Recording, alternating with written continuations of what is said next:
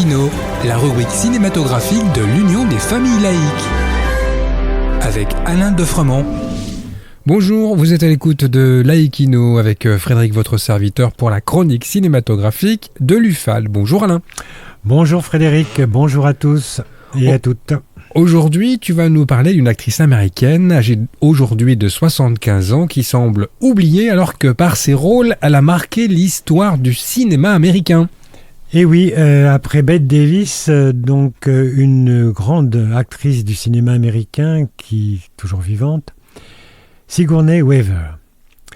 Elle fait sa première apparition au cinéma dans un film de Woody Allen, Annie Hall. C'est une grande femme rousse, élégante, elle mesure 1m82, qui est révélée au grand public avec Alien, souvenez-vous, de Ridley Scott en 1979. Dans ses rôles, cette femme qui apparaît forte et déterminée est une femme dont la solitude, plus ou moins choisie, nous touche. Ainsi, dans Alien, un des plus grands films de science-fiction, elle incarne une spationaute qui, lors d'un voyage interplanétaire, va se trouver aux prises avec une sorte de créature arachnéide qui étouffe les membres d'équipage du vaisseau avec sa queue.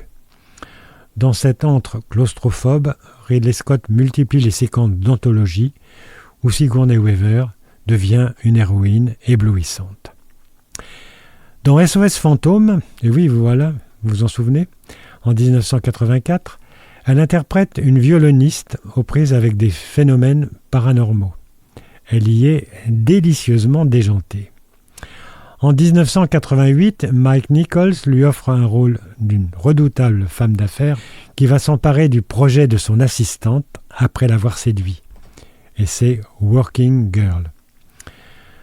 Cette même année, elle tourne dans Gorille dans la brume, où elle incarne Diane Fossey, anthropologue, investie dans la protection des gorilles de montagne.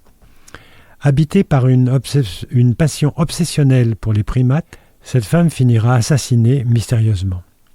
Ce film connut un grand succès public et conforta l'image de l'icône Sigourney Weaver.